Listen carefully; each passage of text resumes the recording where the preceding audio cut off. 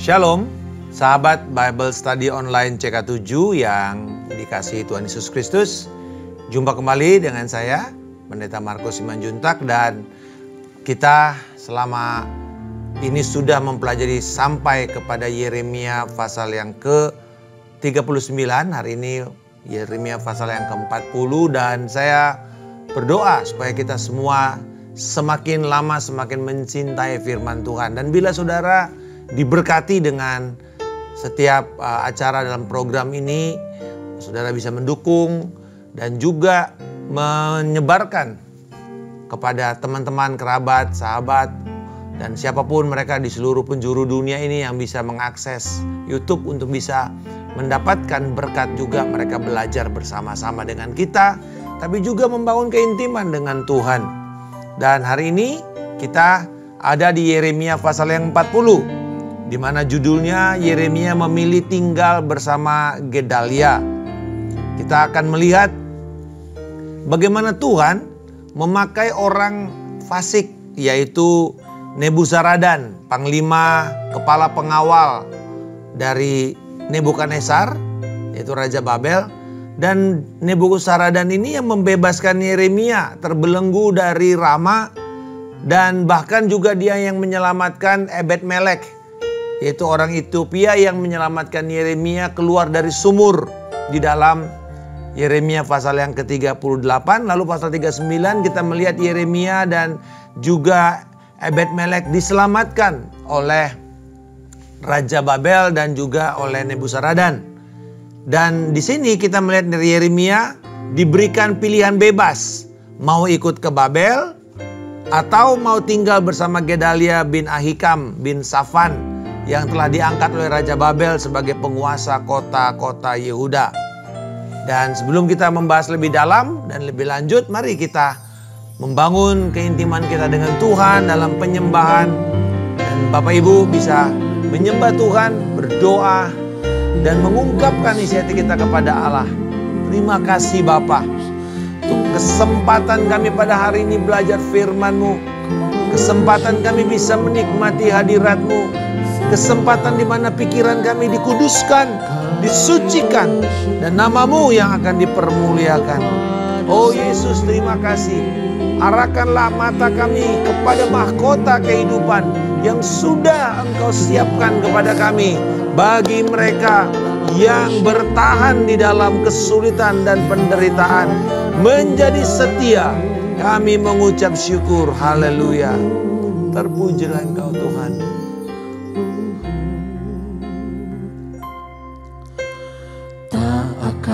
Pernah ku sesali mengiring Yesus sepanjang hidupku, lewati lembah air mata.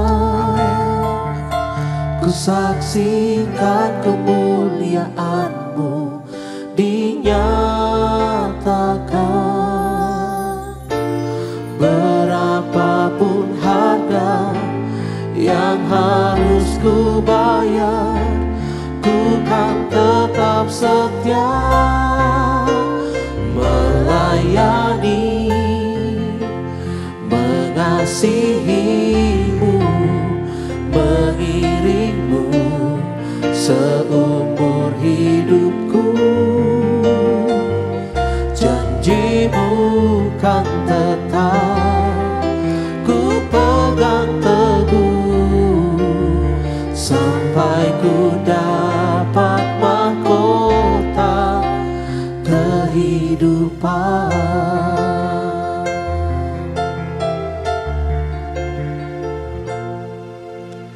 Tak akan pernah ku sesali mengiring Yesus sepanjang hidupku, lewati lembah air mata. Ku saksikan kemuliaan-Mu dinyatakan. Berapapun harga yang harus ku bayar, kan tetap setia melayani, mengasihimu, mengiringmu seumur hidupku. Janjimu kan tetap ku pegang teguh sampai ku dapat mahkota, melayani, mengasihimu, mengiringmu seumur hidupku.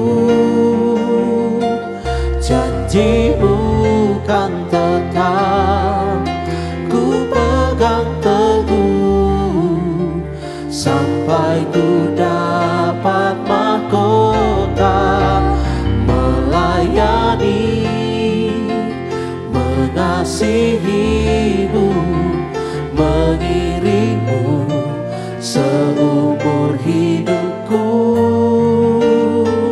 Janjimu kan tetap ku pegang teguh sampai ku dapat mahkota kehidupan. Yesus, ku mau tetap melayani Tuhan. Ku mau mengikuti Tuhan seumur hidup kami. Yaralama syadaramu, Kuriarala, Yaralama, Kuriaralamu, Yaralama, Kuriasun mengikut Yesus, itulah kesukaan hatiku. Ku lepas semua hakku untuk mengenal kehendaknya di hidupku, mengiring Yesus, itulah kekuatan hidupku.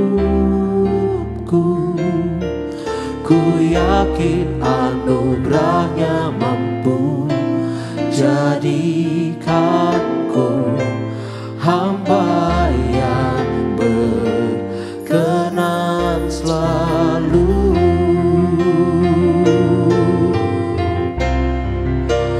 Mengikut Yesus, itulah kesukaan hatiku. Ku lepas semua hakku untuk mengenal kehendaknya di hidupku, mengiring Yesus, itulah kekuatan hidupku. Ku yakin anugerahnya mampu jadikanku hamba yang berkenan selalu.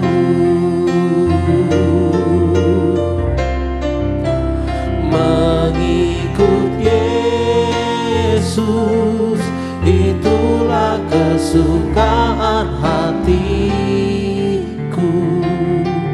Ku lepas semua hakku untuk mengenal kehendaknya di hidupku, mengiring Yesus, itulah kekuatan hidupku.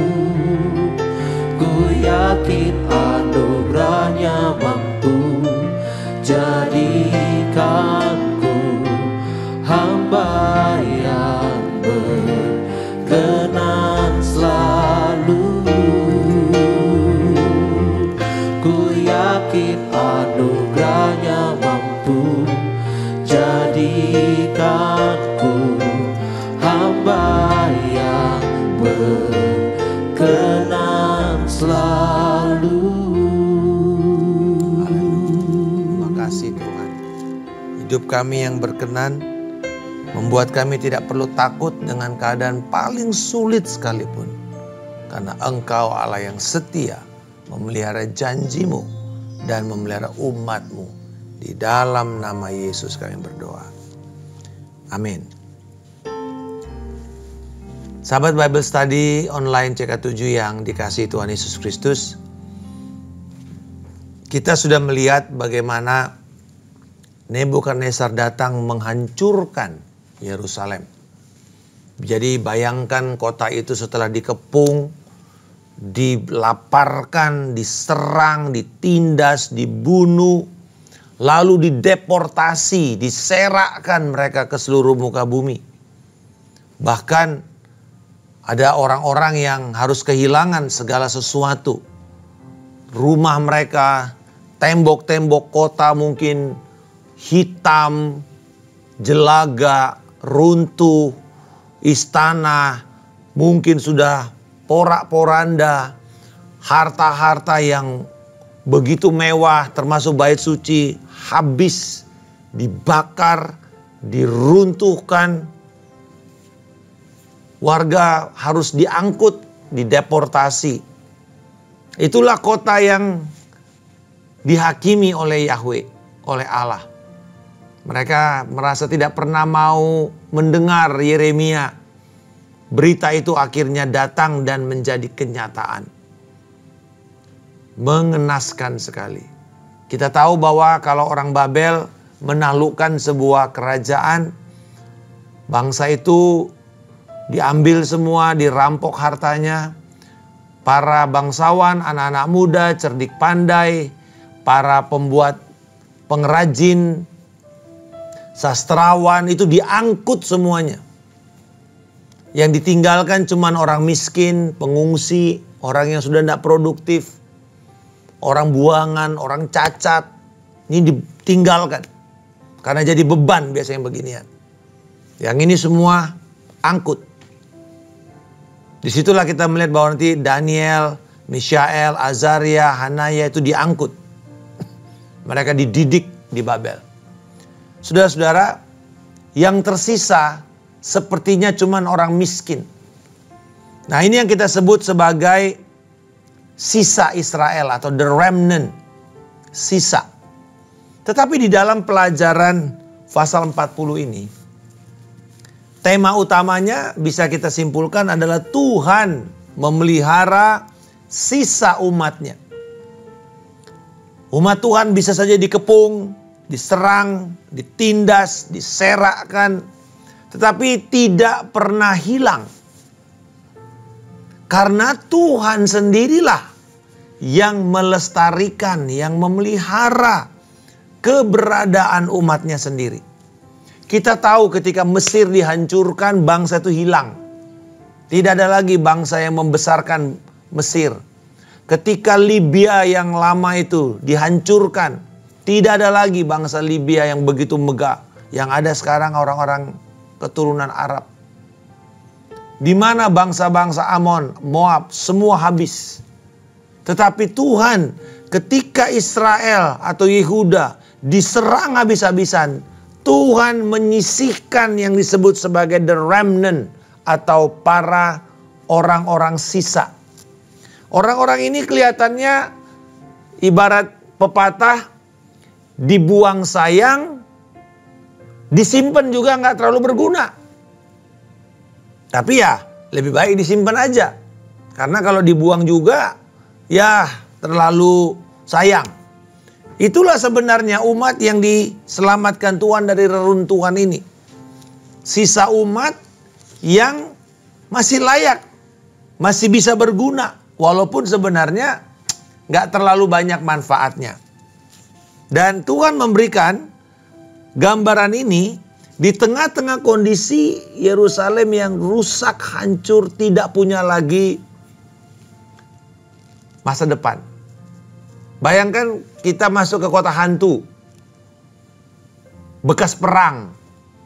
Yang ada cuma anak-anak kecil, pengemis, orang tua, dan sisa-sisa reruntuhan itu. Itu yang terjadi, itulah Yerusalem dulu. Dan orang-orang yang terbuang ini dicatat. Mereka itu orang miskin, pengungsi, pejuang, para pemberontak-pemberontak yang masih mau melawan orang Kasdim atau orang Babilonia. Dan dipimpin oleh salah seorang dari pemuka Raja Yehuda yang diangkat oleh Raja Babel, yaitu Gedalia.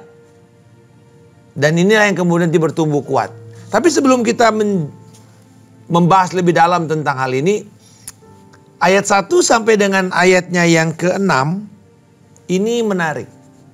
Ini saya katakan sebagai upah hamba yang setia. Karena di sini cerita tentang Yeremia, yaitu firman Tuhan datang dari Tuhan kepada Yeremia. Sesudah ia dilepaskan dari Rama oleh Nebuzaradan, kepala pasukan pengawal, ini orang Babilonia. Dia yang telah menyuruh orang untuk mengambil Yeremia yang terbelenggu dengan rantai di antara semua orang buangan dari Yerusalem dan Yehuda yang akan diangkut ke pembuangan di Babel. Ketika mengambil Yeremia, kepala pasukan pengawal itu berkata kepadanya, Tuhan Allahmu, perhatikan Tuhan huruf besar semua, Yahweh, nama Allah yang begitu pribadi, disebut oleh orang yang gak kenal Tuhan, yang tidak menyembah Yahweh. Tetapi disinilah bagaimana Allah memuliakan dirinya lewat orang yang tidak pernah berpikir tentang mereka menyembah Allah. Apakah Nebuzaradan bertobat? Tentu tidak. Tetapi di sini dia mengakui akan kedaulatan Allah. Tuhan Allahmu telah memaklumkan malapetaka atas tempat ini dan telah melaksanakannya. Lalu sekali lagi, Tuhan Yahweh telah melakukan apa yang dikatakannya itu, karena kamu telah berdosa kepada Tuhan dan tidak mendengarkan suaranya, sehingga terjadilah hal-hal ini kepadamu. Jadi Nebuzaradan itu bisa kutip ayat, bisa bilang, tuh kamu itu dihakimi karena kamu berzina, kamu hidupnya gak benar, kamu gak mau bertobat. Dan malapetaka itu sudah Tuhan kumandangkan, kamu gak mau dengar.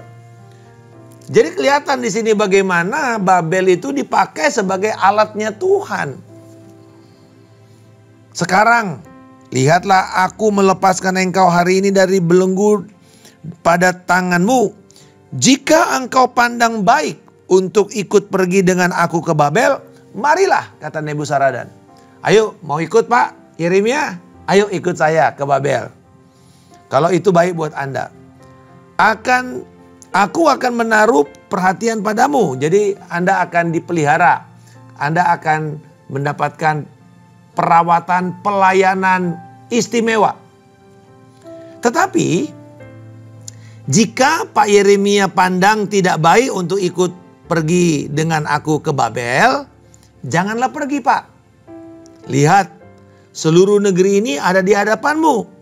Engkau boleh pergi kemana saja engkau pandang baik dan benar.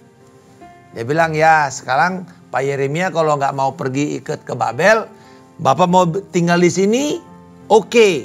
Bapak mau pergi kemana? Mau tinggal di mana? Silakan. Ya namanya negara udah kosong, mau tinggal di mana aja, silakan aja. Silakan aja Pak, ambil tempat.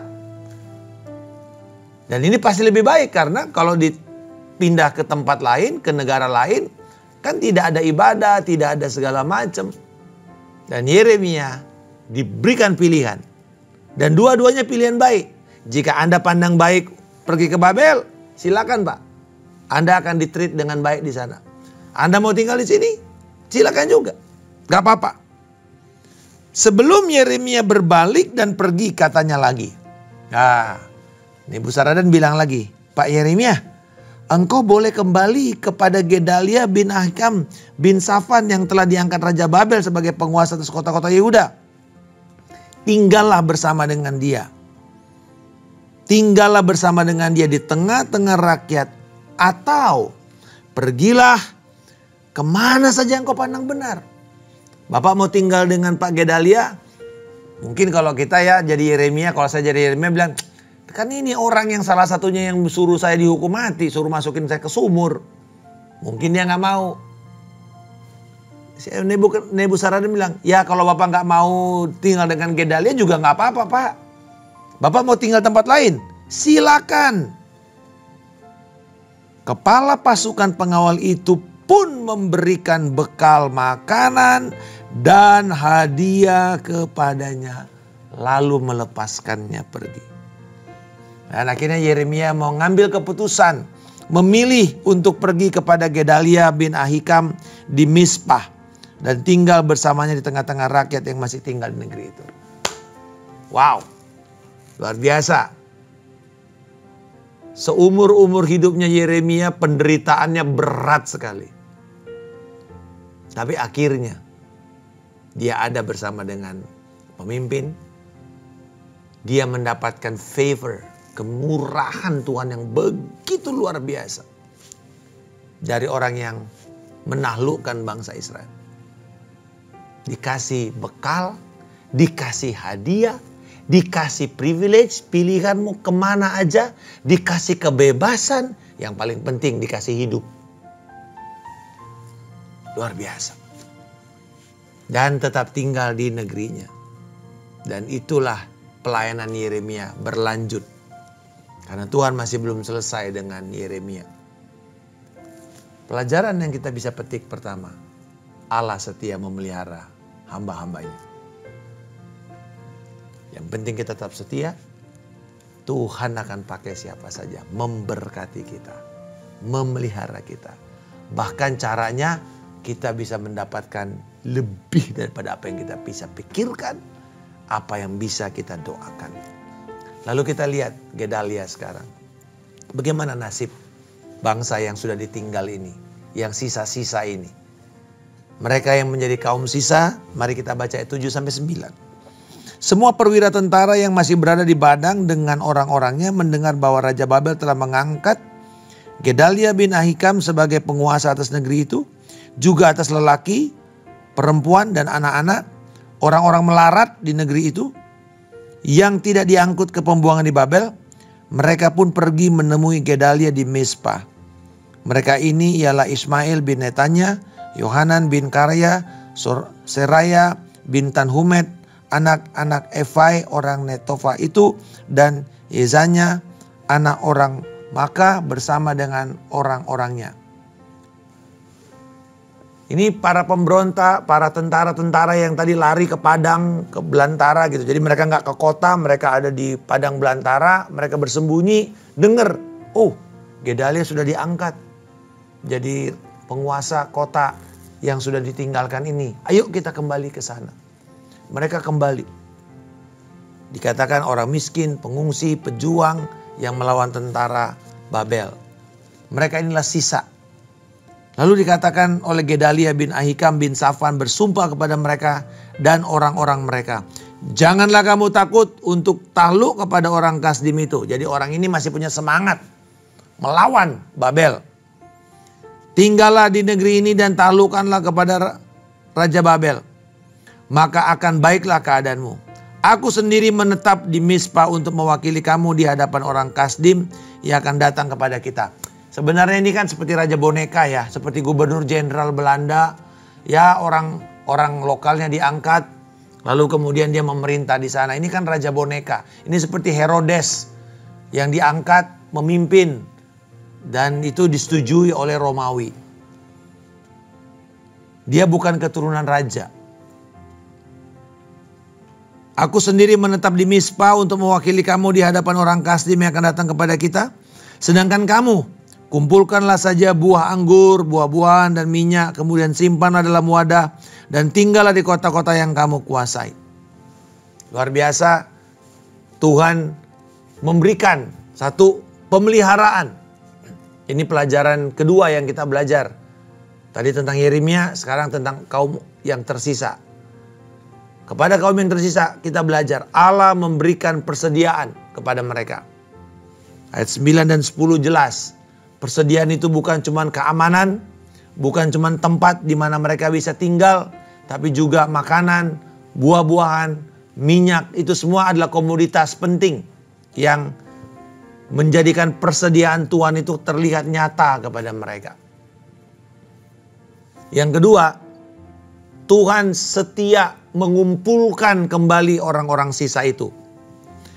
Dikatakan semua orang Yehuda yang ada di Moab, di antara Bani Amon, di Edom, di negeri-negeri lain, mendengar Raja Babel telah membiarkan rakyat yang tersisa tinggal di Yehuda dan mengangkat Gedalia, semua orang-orang Yehuda itu pun kembali dari segala tempat kemana mereka telah dicerai-beraikan, masuk ke tanah Yehuda menemui Gedalia. Mereka pun mengumpulkan sangat banyak buah anggur dan buah-buahan. Wow, luar biasa bagaimana kesetiaan Tuhan. Tuhan memanggil orang-orang yang terserak-serak itu kembali. Dan ini penggenapan Nabi Yeremia. Di dalam Yeremia 23 ayat 3 dikatakan, ayat 2 dan 3. Ya, beginilah firman Tuhan Allah Israel terhadap para gembala yang menggembalakan bangsaku. Kamu telah membiarkan kambing dombaku terserak dan tercerai-berai. Kamu tidak menjaganya, ketahuilah aku akan membalas kepadamu perbuatan-perbuatanmu yang jahat. Demikianlah firman Tuhan.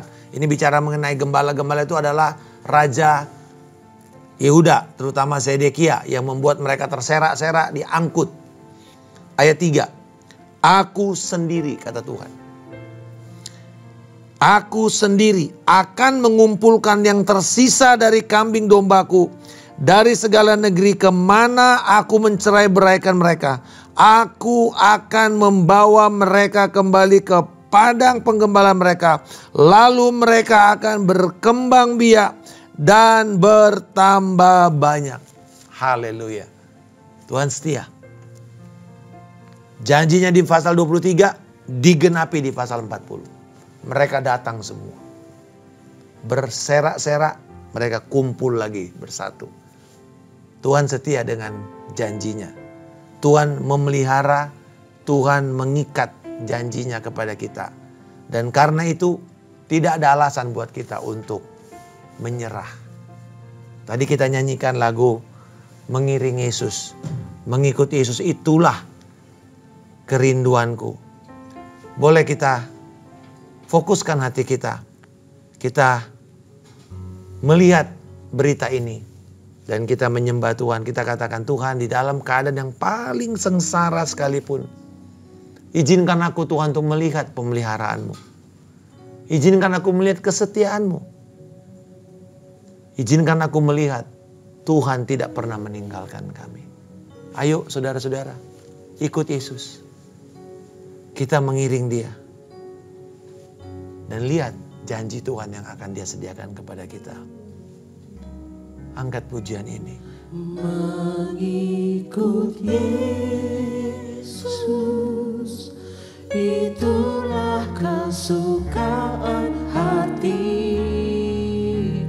Sahabat-sahabat sekalian, mari jadikan ini sebagai komitmen kita kepada Dia. Mengenal kehendaknya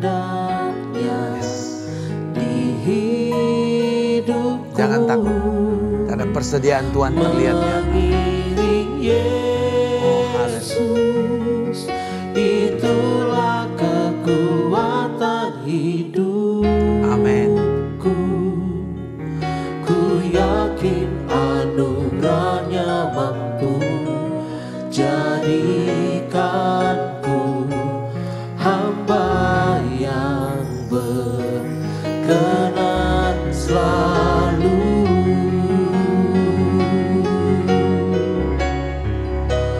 Mengikut Yesus, itulah kesukaan hatiku. Amin. Ku lepas semua hakku untuk mengenal kehendaknya di hidupku.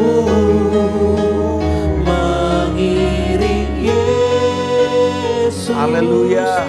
Itulah kekuatan hidup. Amin Tuhan.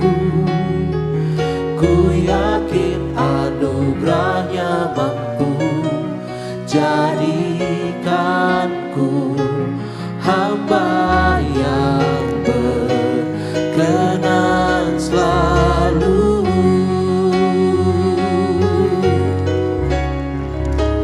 Mengikut Yesus, itulah kesukaan hatiku.